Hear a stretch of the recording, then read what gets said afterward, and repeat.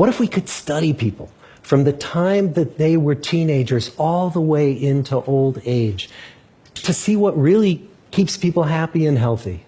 For 75 years, we've tracked the lives of 724 men.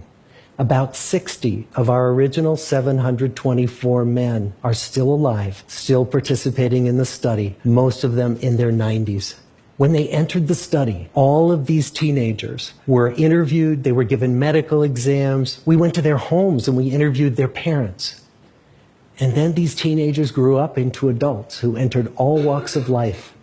They became factory workers and lawyers and bricklayers and doctors, one president of the United States. And when about a decade ago we finally asked the wives if they would join us as members of the study, many of the women said, "You know, it's about time." So what have we learned? The clearest message that we get from this 75-year study is this: good relationships keep us happier and healthier. We've learned 3 big lessons about relationships. The first is that social connections are really good for us and that loneliness kills.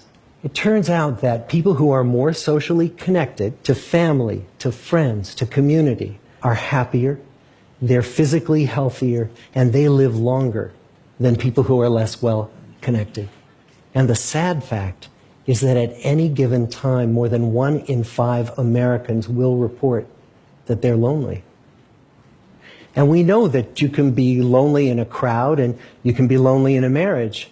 So the second big lesson that we learned is that it's not just the number of friends you have, and it's not whether or not you're in a committed relationship, but it's the quality of your close relationships that matters. It turns out that living in the midst of conflict is really bad for our health.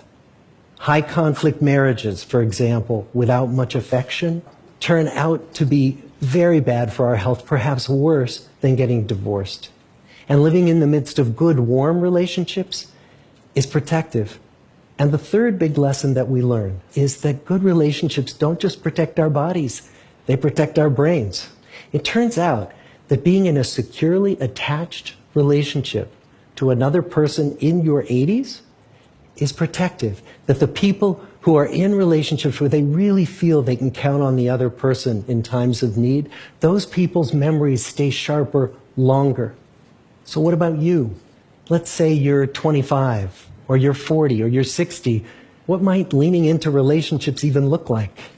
It might be something as simple as replacing screen time with people time, or livening up a stale relationship by doing something new together.